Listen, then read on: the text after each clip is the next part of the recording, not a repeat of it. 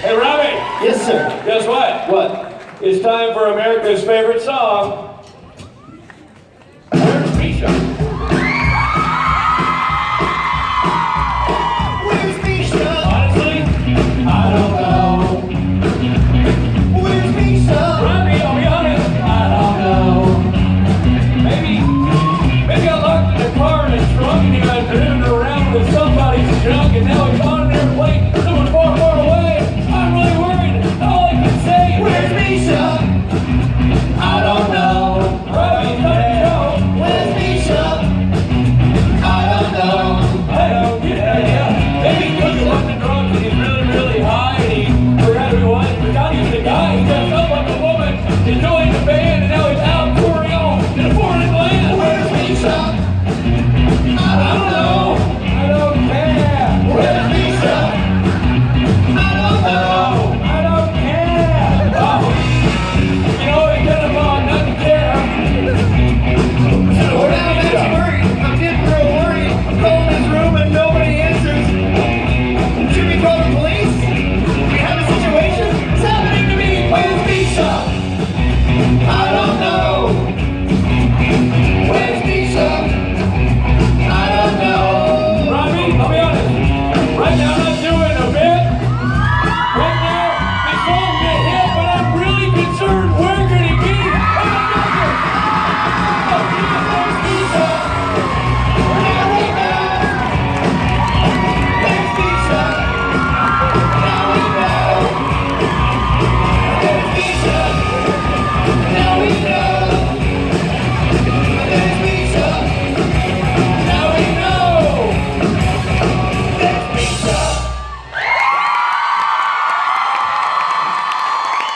By the way, I just want to say,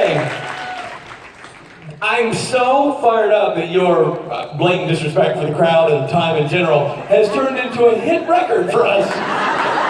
Then we start doing Where's Misha, and the crowd goes ballistic. Hello, Where's Misha?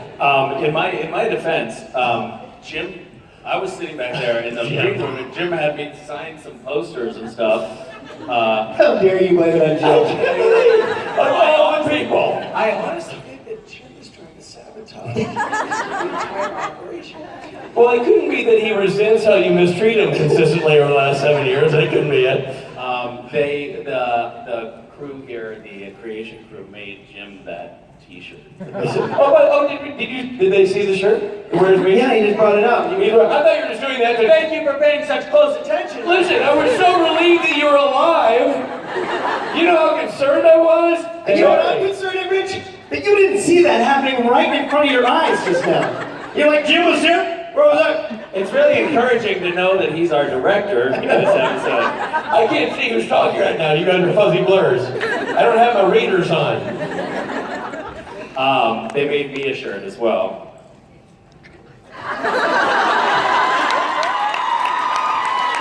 Outstanding. That's for you, Jim. Even though you tried to sabotage the entire operation. Nice try, Jim. You're on thin ice, Jim. Ladies and gentlemen, let's make this official. San Francisco, Misha Collins.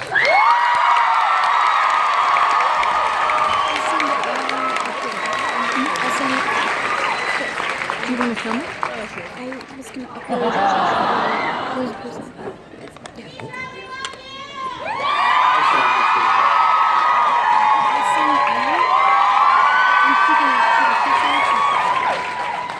Hi, good people of California. Is this your water? No, it's ours. What did you say? I heard stop the Mexicans. Okay, That's not a very good message to be sending right now. I didn't know. Richard Spate is directing our episode right now. Richard, you back there? Okay, so we can speak candidly. We were shooting last night, quite late. It had been raining. Vancouver, it's cold, wet, muddy. We were shooting a scene where there's a dirt road, and I'm injured, and I'm crawling across the dirt road. And on either shoulder of this dirt road is deep mud, and the dirt road itself is that your seat right there? You missed your exit. There it is. On either shoulder was deep mud, and the road itself was quite muddy, but they sort of swept it clear for me. And early in the evening, we had a couple of shots that we did, and then Richard said, so we had this scene, there's somebody right behind me, and they get hit by a car as I'm crawling across the road. And Richard said, obviously we're not gonna put you in the road when the car goes by, it's too dangerous. We'll get green screen, I would never do, like, that's just this slippery, muddy road. And that's a risk that we could never take. Cut to, okay, Misha, so when the car goes by, just tuck your legs up a little bit. Should be fine. It'll look great. And the camera operator, Rosie, had said, you know, here, I put a little rock right there. That's about where you should stop, because if you keep going past that, it just gets into deep, deep mud, and we don't need it for this shot. We've got the shot if you get to that little spot where they had sort of swept the mud thinner. And so Richard yells action, I crawl across, I'm getting closer to that little spot, waiting for the director to say cut. I slow down as I'm getting to that spot. Slow down, pass it, get into the deep pit of mud, and then say, I still don't hear that sweet sound of a man yelling, cut. So I just stare into the lens of the camera and say, fuck you, Richard. It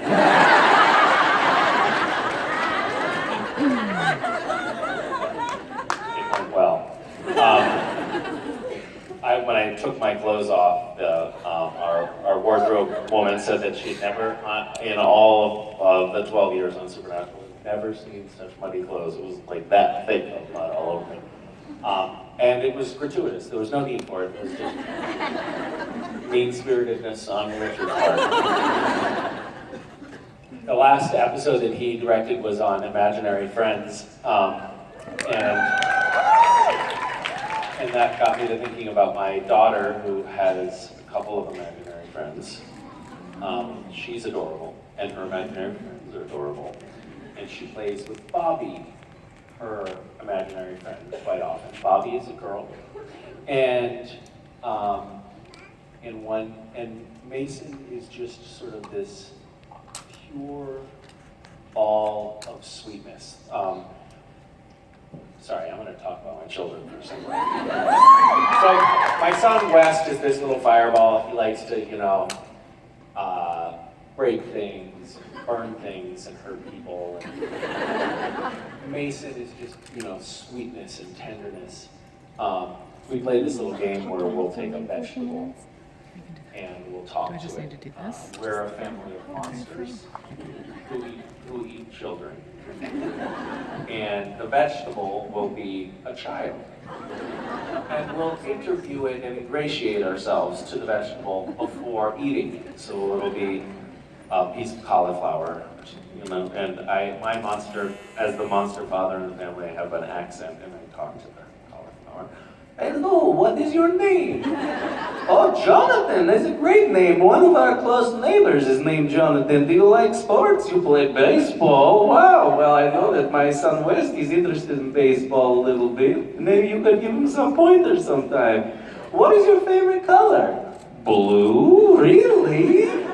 My daughter Mason really loves the color blue. Hey, anyway, Jonathan, we're gonna eat you now. We are a family of monsters and we eat children. And Mason will say, Dad, let's not. And Wes will say, too bad, I'm hungry. And I think that really epitomizes their personalities. But anyway, I digress, because Mason has an imaginary friend named Bobby, and she said, Dad, Bobby said a bad word. I said, oh no, what about this game? Dad, Bobby said fuck.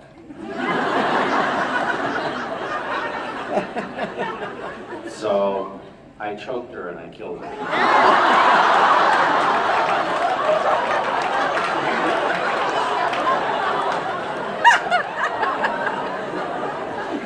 And it was one of those moments where I felt like, oh, I must be teaching the right lessons.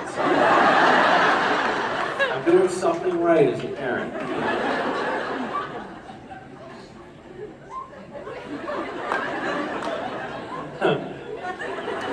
Second row, she looks at me, you're not doing something right.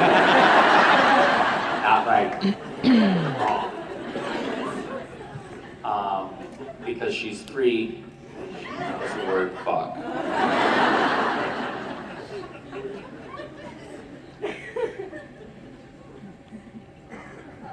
Hi, how are you? Hi, my name is Kiana. I was wondering... What is it? Kiana. Hi, Kiana. Hi, I was wondering, what is the most awkward scene you have had to film Supernatural? Other than last night?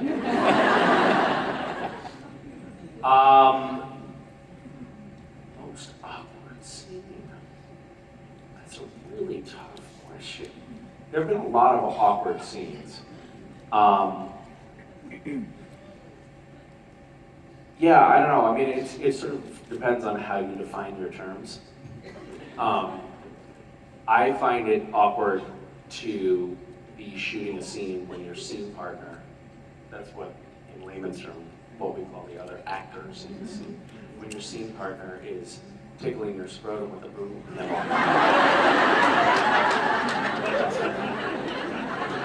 and you're trying to get your performance across. That can be awkward.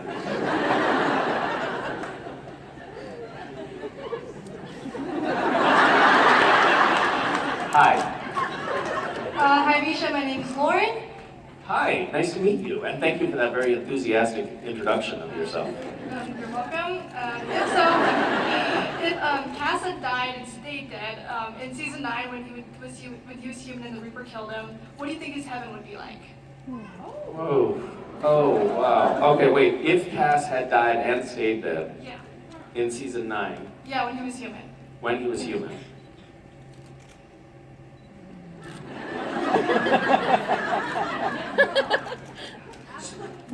What? Sorry. Sidebar. Was Cass killed as a human? Yes.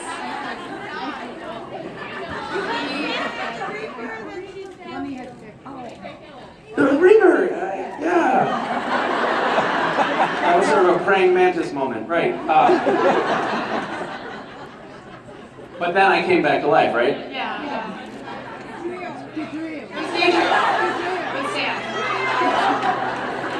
I really have no recollection of that resurrection. I've died so many times now. So if you died at that particular juncture, Yeah. what would his heaven have looked like?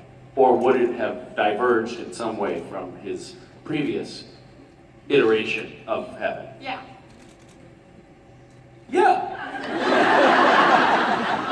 Totally. Yeah. I think that particular death scene probably would have carried some momentum into heaven for him. And his experience of heaven would have been some sort of conjugal bliss that played out in perpetuity. So thank you for that idea. Wouldn't that be awesome? Because as we have seen in Supernatural, I mean, you probably don't watch the show very carefully, but I do.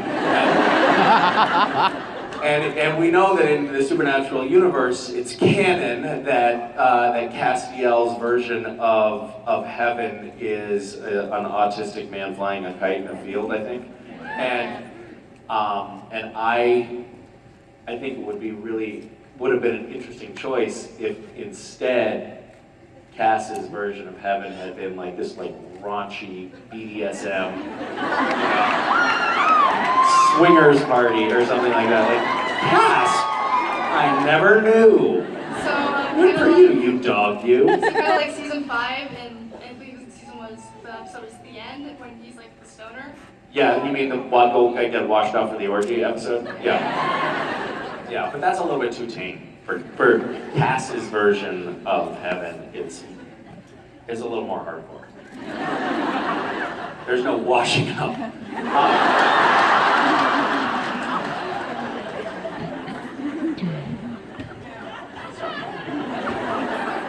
Hi. You're on deck. Yes, My hi. name is Helen, and what's the best part of being cast in Supernatural? That is a great question, Helen. Thanks for asking it. Where are you from? Uh-oh, you didn't expect to be you didn't expect a reverse question, did you? China? China. And you live here? No? You're just visiting? I live here. You do live here. You're changing your story.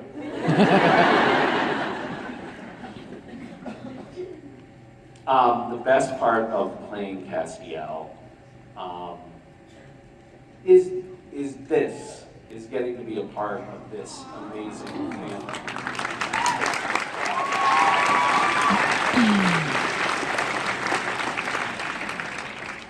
It still has not ceased to feel surreal that I, started guest starring on a sci-fi show 8 years ago, and now it has led to, coming here.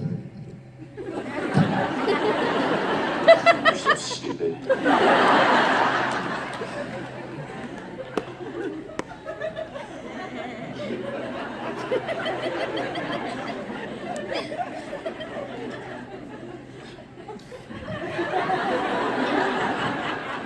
Shut up. Thank you. Hi. Hi. First, thank you for being such an amazing and wonderful human in such crazy times.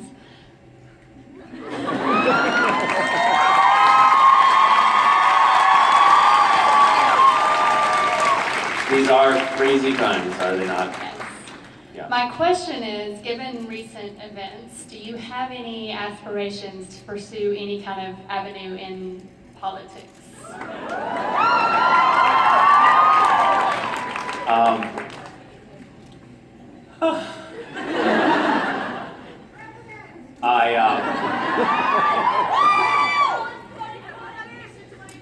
I don't know. As things have unfolded in the recent presidential elections, I have started to doubt that I could possibly be as temperamentally unfit and ill-informed as I would need to be to win office.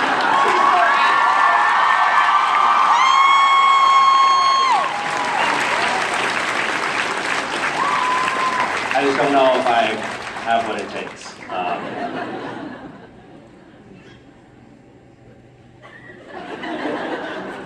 Just say it. Keep going.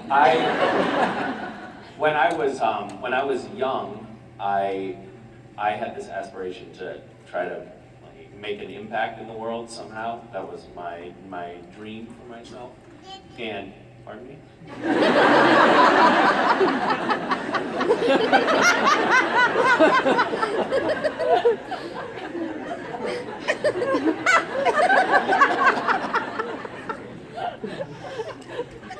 He said Is that a human? I felt like I was being mocked by a squeaky toy.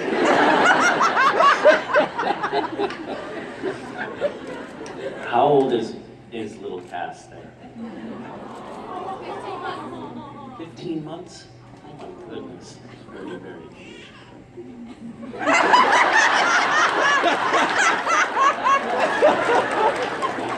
That comic timing was impeccable. Not to be one up by the other baby in the room. Like, excuse me, I'm cute too.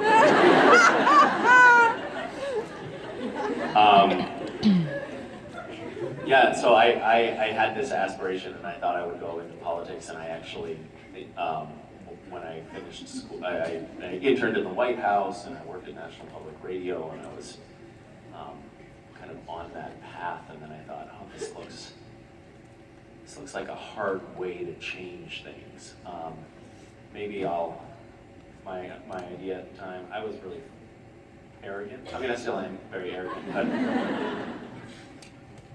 I was incredibly, I don't know what was wrong with me. But I thought, what I'll do, here's my plan. I'll go to Hollywood and I'll get super famous really fast. And then I'll use that celebrity as a way to, influence the world somehow. Kind of like my hero, Arnold Schwarzenegger. And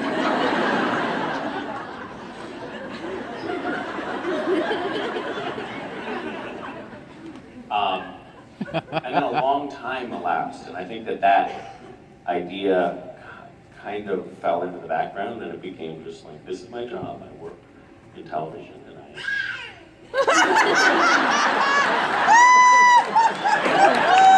I can't work like this.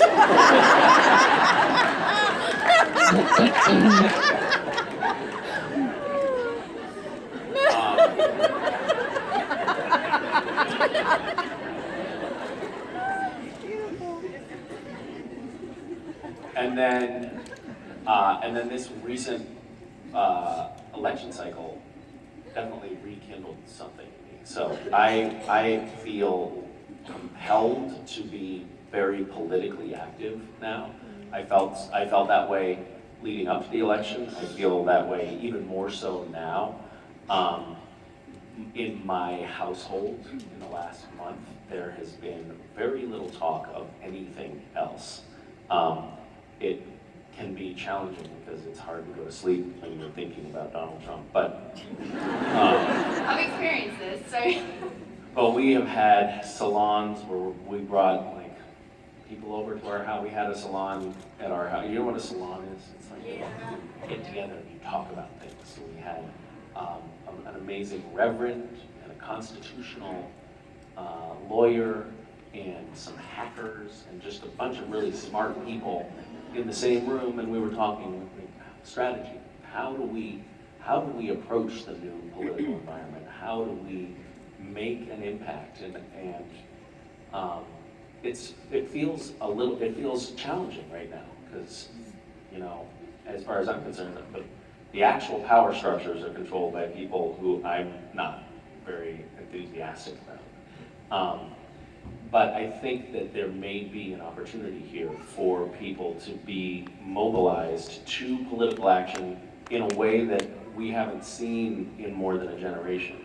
And so I'm definitely looking for a silver lining in this moment. I'm definitely looking for the motivation for people to become engaged, myself included.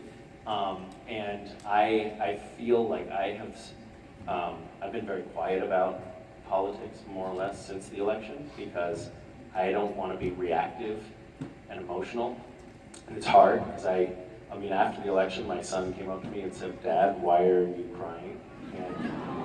And I don't think he had ever seen me cry before, but I was very distraught, and I still am, and it's because I think that it's a very dangerous moment for us.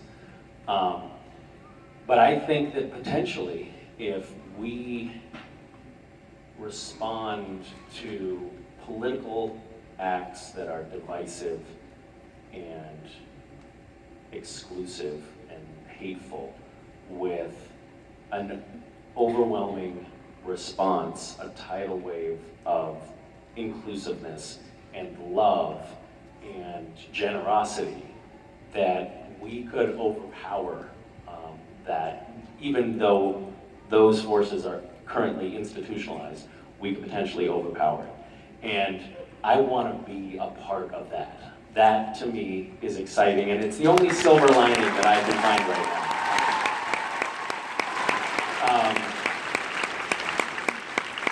But it's also it's an amazing moment because it's a moment when you can talk to people about politics and they're engaged. And it's unfortunately we've gotten to that point because they're scared.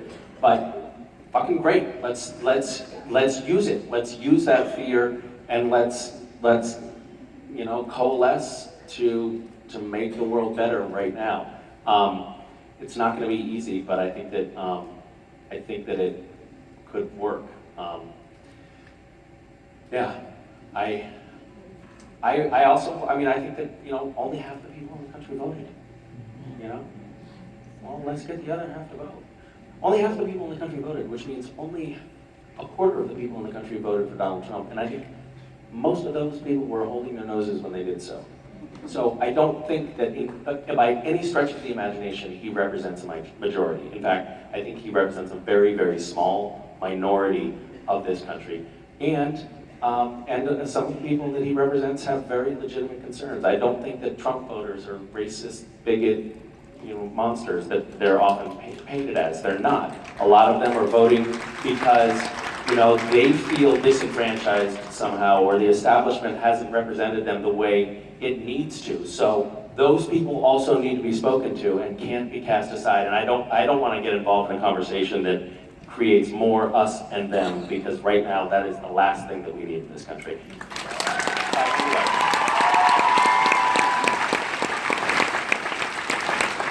I would talk about this for the entire time up here, but I'm not going to, because that's not why we came. So I'm going to try to cut myself off.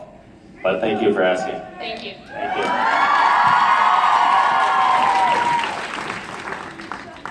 Hi. Good question. That's awesome. That's okay, I am too. My question is, what is the most significant life event that's happened to you that changed you as a person? What is the most significant life event that happened to me that changed me as a person? Oh, that's such an easy question. Being born. For me was a really big deal.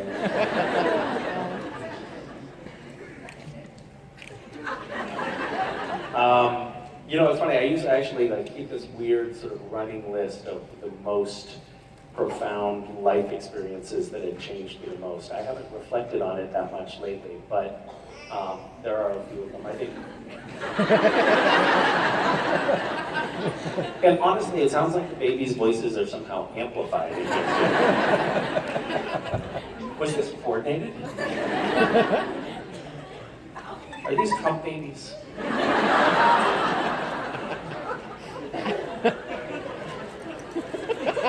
I love the idea that like the liberal establishment maybe like put in protesters to try to disrupt the Trump rallies, and on the other side, the Trump supporters bring cute babies. Just have them murmur adorably to disrupt things. Probably that's not how it would happen, but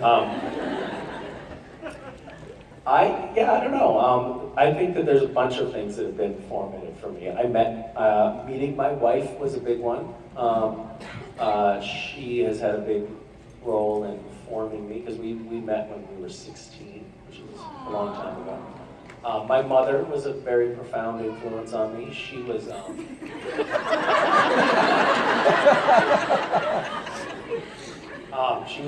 she was a great mother in many respects, and one of the things that she taught me was that I didn't have to play by the rules. In fact, she actively encouraged me to break the law often. That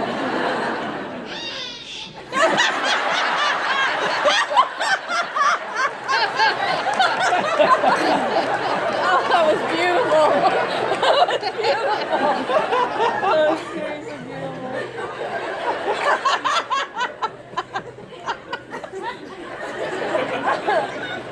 Out of the mouth of babes, right? And things like that. Meditating, I started meditating about 15 years ago. That was a big deal for me. Having children, I suppose.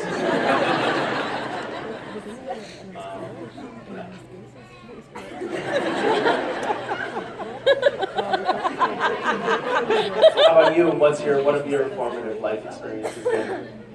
Two things, really. One of them is today meeting you. Like, I can't stop crying from meeting you today. I'm sorry for that. And,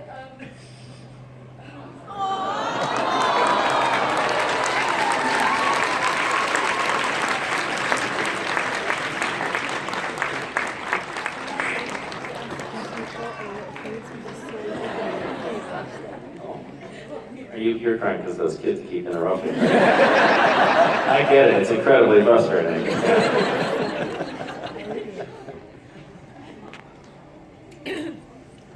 Okay, and what's the real formative one?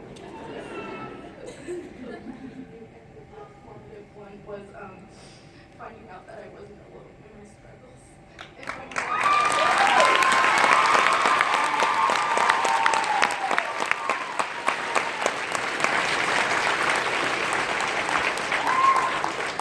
Thank you for sharing those. Thank you. Thank you for all the work you've done for us. Oh, thank you. Thank you.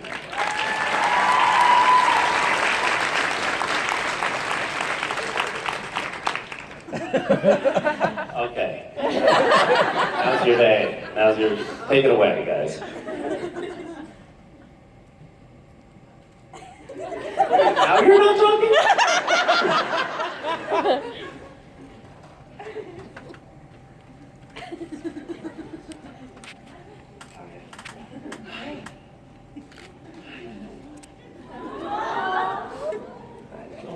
Hi, cutie.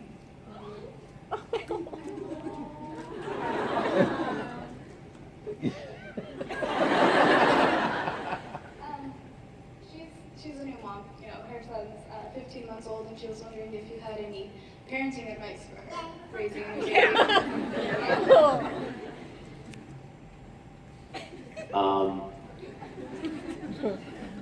Don't do what I did.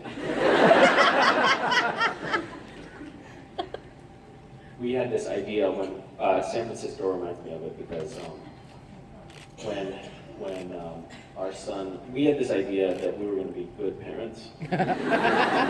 So forget that. That's not good. We had this idea that we were going to be not like the other parents. Like, actually, I mean, you're doing kind of a good job. Like, you're taking your son or daughter, son, out into the world and, you know, living your life. And this was an idea that we had. Like, we're not going to stop our adult lives. I feel like he's distracting you. We're going to just keep doing our stuff, and we're going to bring the kids along, and we're just going to have the same adventures we've always had, but the kids will be with us.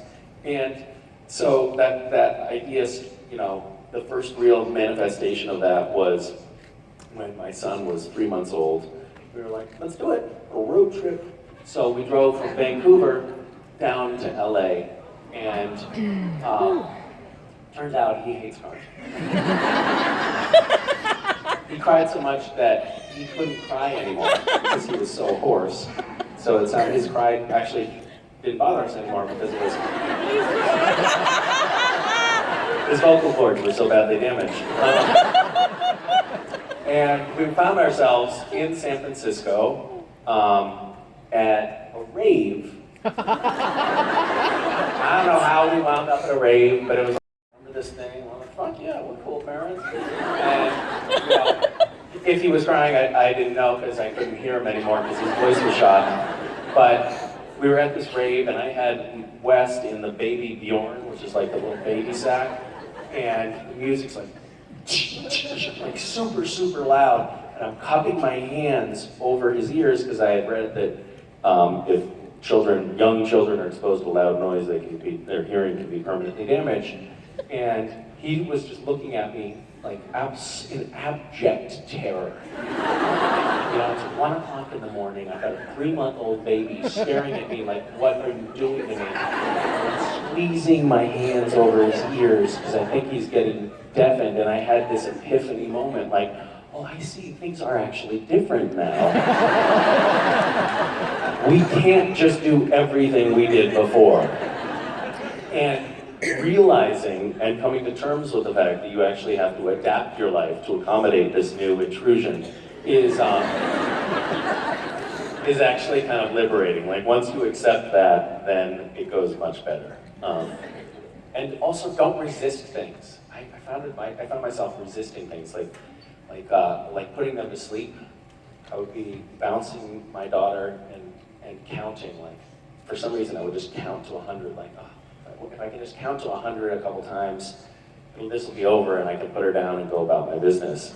And then it was about a year into her life that I realized, wait a minute, I'm not going to get to put her to sleep like this anymore in another year. So I might as well savor it and not like count the seconds and wait for it to be over. And that is a really nice framing for taking care of kids, because they're incredibly, small people in the audience, cover your ears, boring at times. But once their childhood is gone, you're gonna miss it. Already, like, little ones change so fast. What? You're not boring. Anyway, those are just platitudes, meaningless platitudes for you. Do you have any advice for yourself? New mom? You don't want to talk to me, do you? Okay.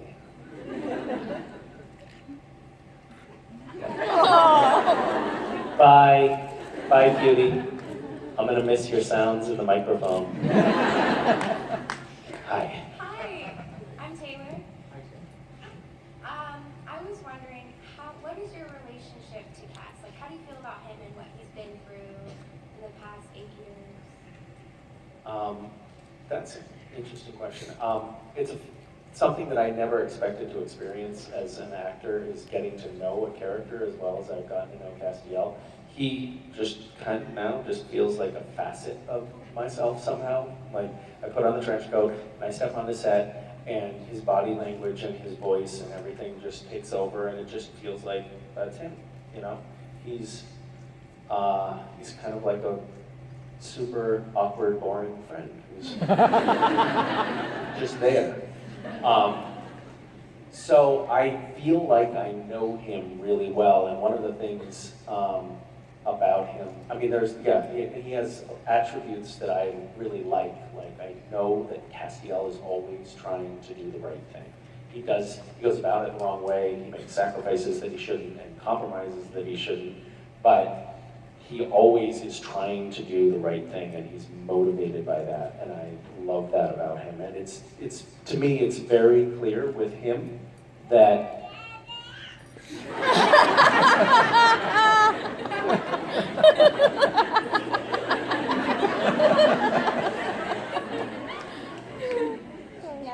Dada. okay, fine. So there you go. Cass. Yeah. Hi. Hi. So in this new season, we have a new Lucifer, and I'm not fond of him personally, but You don't like Lucifer? I don't like this. What a controversial position to stake out. Next, you're going to tell me you don't like Hitler either. But anyway, when you portrayed Lucifer's vessel in the last season or so, how long did it take you to get Mark's motions down? Because you played it just like Mark would have.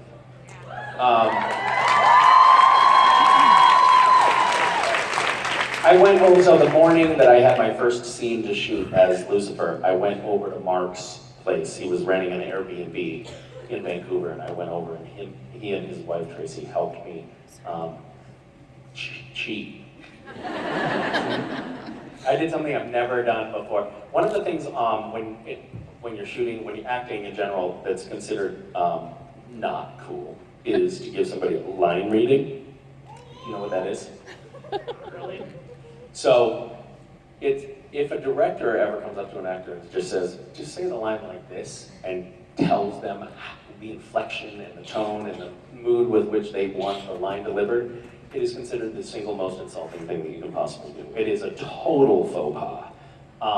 You just don't do that for some reason. It seems like a very effective way to communicate what you want, but it is considered very unacceptable. So, I went over to Mark's and I just said, how would you do this?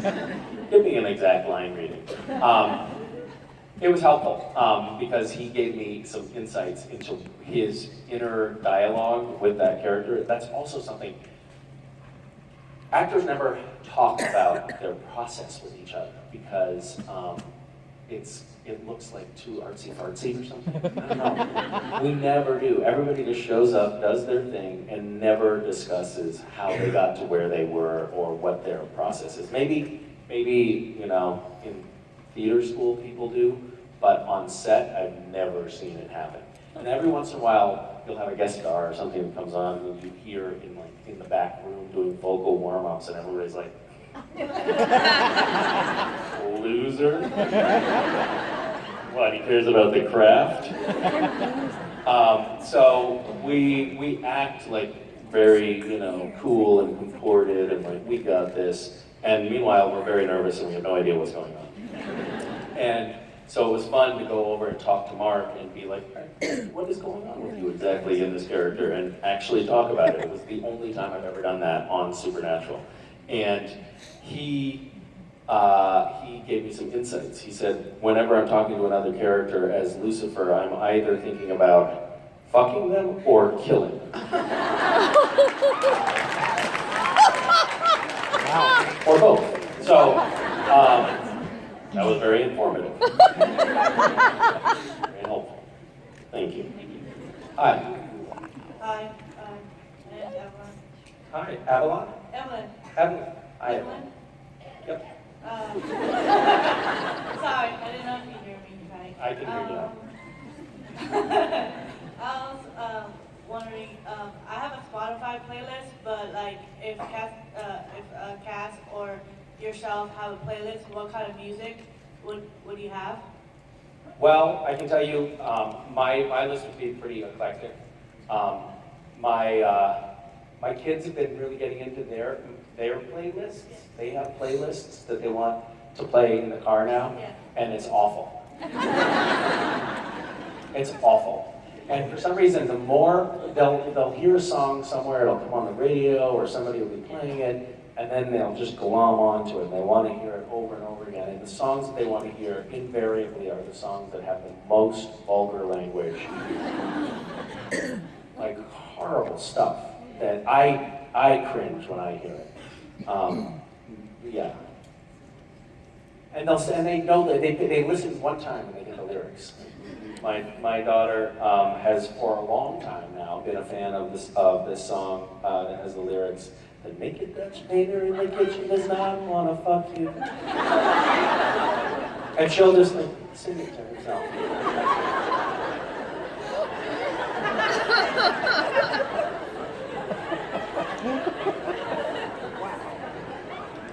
And it's one of those things where the first time it comes out of your mouth, like, oh my god, that's kind of cute, kind of funny.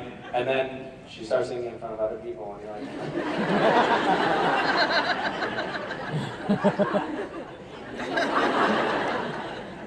I know, she's awful.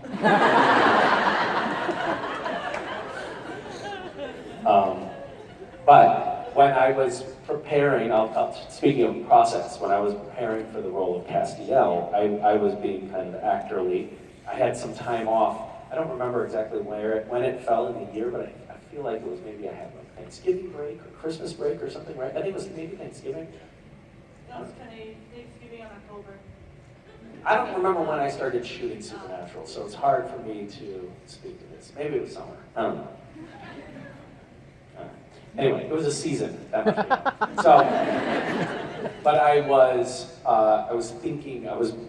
trying to think like him, and one of the things that I did to get myself in the right mindset was I listened to his music, and he liked Rachmaninoff's Vespers for some reason.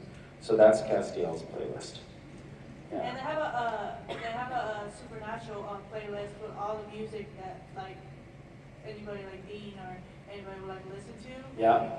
And they have it like on Spotify, so I have that. Do they have Rachmaninoff's Vespers in there? It'd be a great sort of thing to cut to, right? From some classic rock to Vespers. All right, good talk. Hi. Hello. My name's Samantha. I just wanted to ask you, what's it like coming out on stage every time? Is it like fun, exciting, scary, like meeting old friends? Or... You mean coming up here? Yeah. Good question. I'm usually like worried when I come up, like, am I going to be able to think of something funny to say? And then, but I'm not really nervous anymore. I used to be nervous. When I first came on stage for a convention, I was terrified. I thought this was going to be a complete and utter train wreck, and that it would definitely be my last and only time on stage, because they would never invite me back. Somehow that has not come to pass.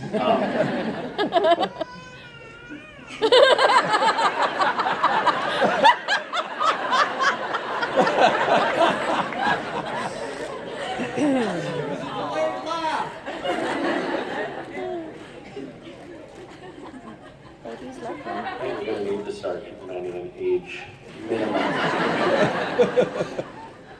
How are there so many cute babies in this audience? Wait, is that young Castiel again? Yeah.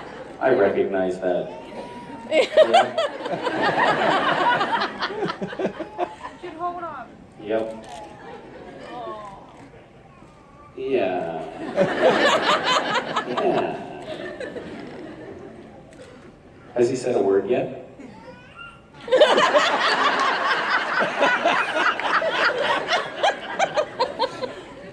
Mama? No. Yes? Yes, what has he said? Just mama. That's a good one to start with.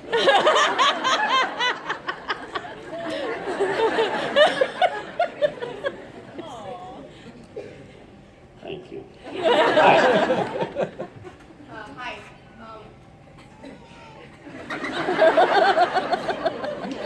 I'd like to thank you because you have helped me through a lot of hard times. And I would also like to thank you for wearing my hat earlier in the photo and for hugging me even though I was sweaty.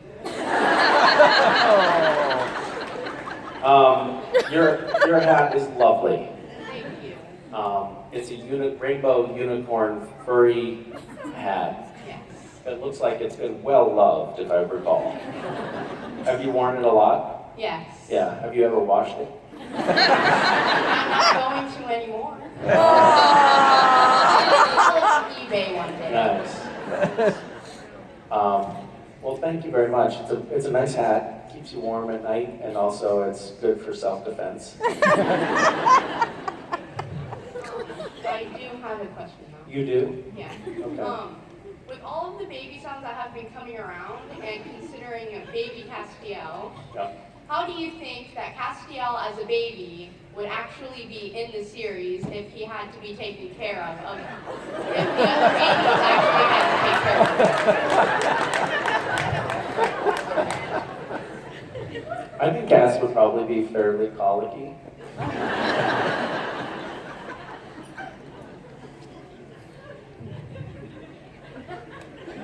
I don't know what happened just now, but my mind went to like a visualization of me, Castiel, played by an adult 42-year-old Misha, but he's a baby.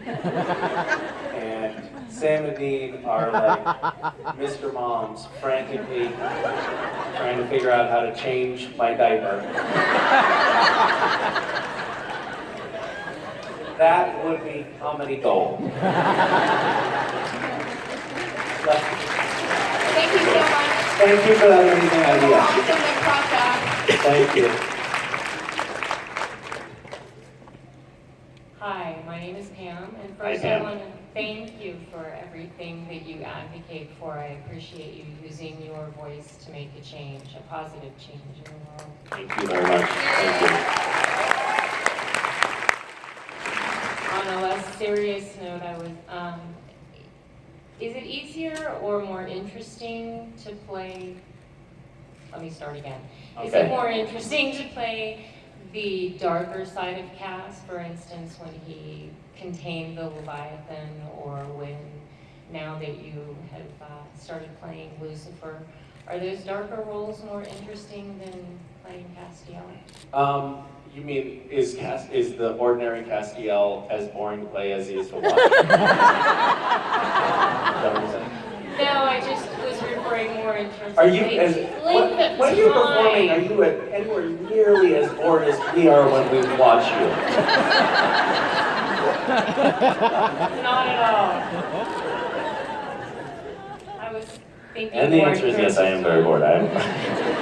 No, one of the things that I've liked about this role is that it has gone through so many different permutations. So what I like about it are the changes, getting to do something new, whatever that new thing is, and that it hasn't ever really been static or stagnant for very long at all. I generally seem to sort of stay in one version of Castiel for not more than a few episodes at a stretch before something happens that changes them.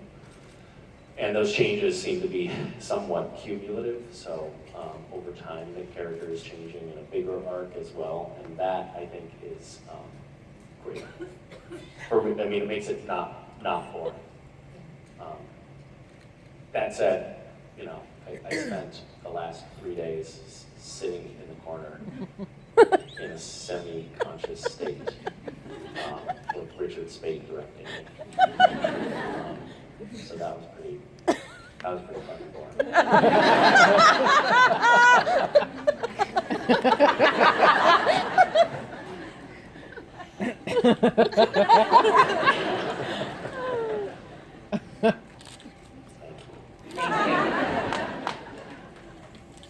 I'm gonna take off my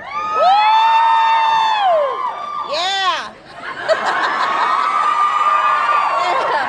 Yay! One more? The new shirt.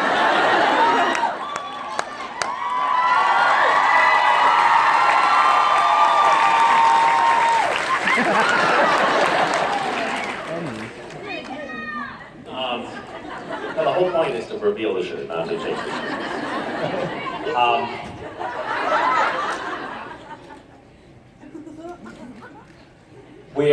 We're selling these shirts right now as part of a campaign to raise money for needy families in various different situations around the world. And if you guys want to get involved with that, we're trying to sort of think of something that would be positive and unifying. And this is what we came up with. And we have there's some specific families that we're helping that we're going to talk about. I think tomorrow, maybe. But we'd love to invite you to be a part of it. I feel like I've sort of said some of this stuff online, but this community is really an amazing family. It has functioned as a family for a lot of people. And we want to try to provide that nurturing force for other families out there that need it. When I was a kid, we had very little money from much of my childhood, and at times it was the kindness of strangers that enabled us to get through some pretty tough situations, financial and otherwise. And I think that a relatively small contribution from strangers can make a really profound difference in people's lives, and that's kind of what this campaign is about. So please join us in this campaign. And particularly around the holidays, I talked about this forgive me if I'm repeating myself, but I have talked about this before, but when I was 6, there was a kid in my class whose name was John, and his mom gave my mom $100 so that she could buy me and my brother presents for Christmas. And so this, for me personally, is quite meaningful to try to do stuff around the holidays for families. And that one act that woman did has carried with me for my whole life, and I think about it often, and it has frequently spurred me to try to remember to not be a selfish prick. So, so I think that there's like a two-pronged ripple effect of these kind of actions. One is you're directly impacting the recipient, but also potentially you're engendering in them an appreciation that they will pay forward to other people. And potentially it's amplified by many fold. But it's your turn to ask a question. Misha Collins, Yes, that's me. also known as Dmitry Krupa. Krusik, yes. Agent Joplin, FBN. The Federal Bureau of Normalcy. Oh, goodness gracious. Joplin, I like that. Yeah. Yeah. And of course, we'd be watching for you. Oh, shit. I like your bureau. Let me see this badge. Is this a part of the new administration? It must be. Yeah. Yeah. Nice. Very nice. Yeah. Good photo too. Thank you. Yeah. Thank you very much. So I'm limited to only one question up here. What? If you want to come down to the office. Okay. Yeah. We could Interrogate me. We could, yeah, you know, break a few things out, get some tools. Yeah. Sounds great.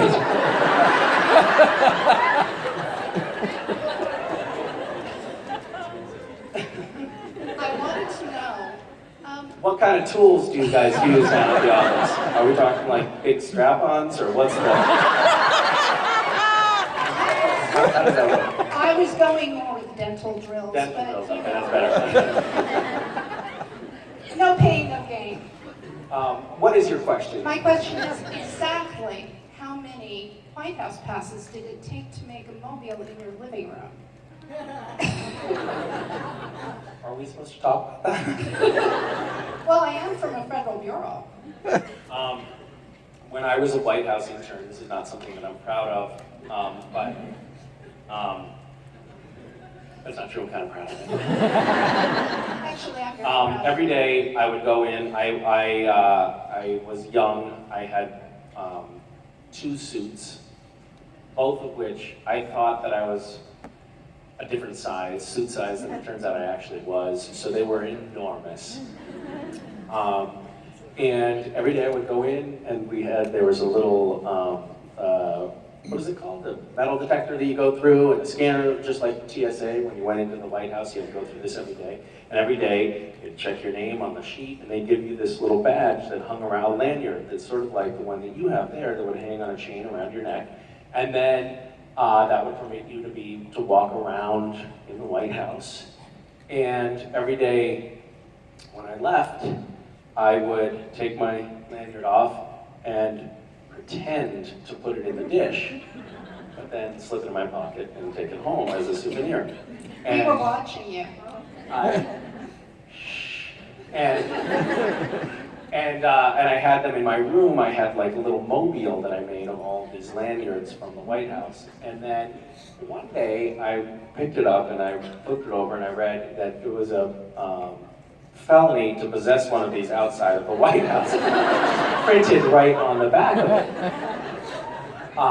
And you're probably wondering, well, if that's a felony and if I had so many of them that I could make a mobile in my room, why would I be talking about it publicly? Right? Especially when I've been an outspoken critic of the current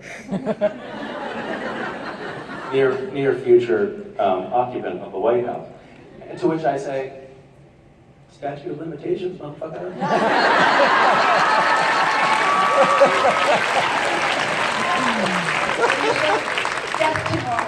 Thank you. Hi. Hi, my name's Madeline. Hi, Madeline. I just want to say you're a huge inspiration to me. You really are. Thank you very much. My question for you today is, how did your first day working on the set go? Not well. Hi. How are you? I'm so glad you're here. This has been going terrible. Only there's babies everywhere.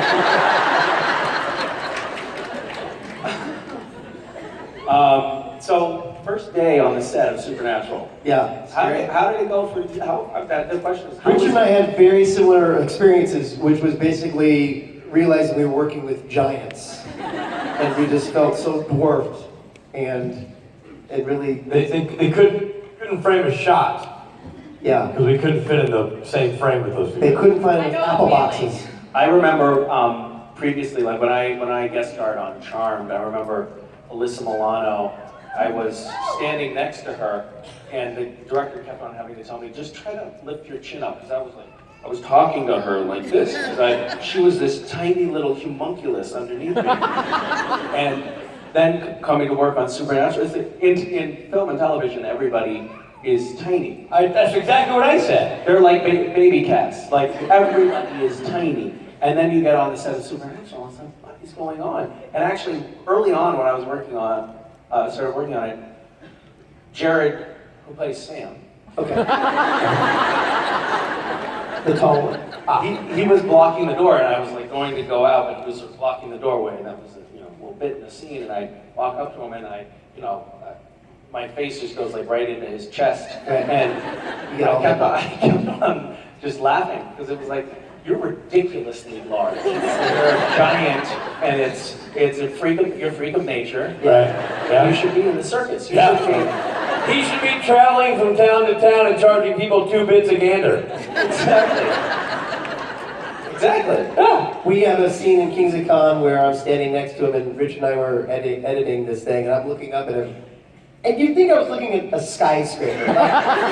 Literally like this, like right next to him. Well, Rob's up against him, and it's like literally Rob, you lose Rob in his armpit. Your head slides right in there. It's just, can I tell you another thing that's really frustrating to me? So on Supernatural, the boys wear boots, and they wear boots. And I think that maybe what happened, this is pure speculation, but I think that at some point Jensen was like, all right, this is ridiculous. That guy's really tall. Jensen's a tall individual. He's like 6'2" or something like that. 6'1", I don't know. But he got boots with some substantial heels on them. So it's like, they're like good, like hardy work boots with big heel on them.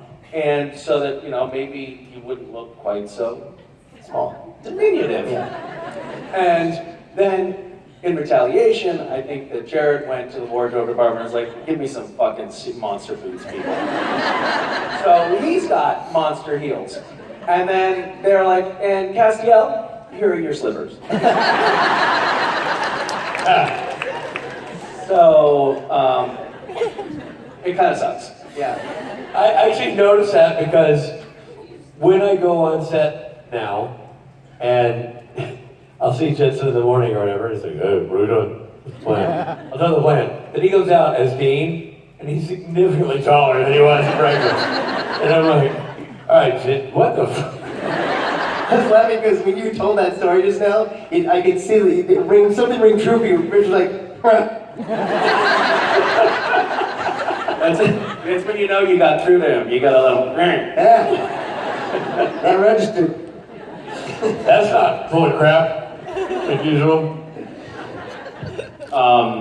Yeah, first day on the set for me was it was the very last episode of directing for Kim Manners, who was the producer and director of the show for the first 3.5 years.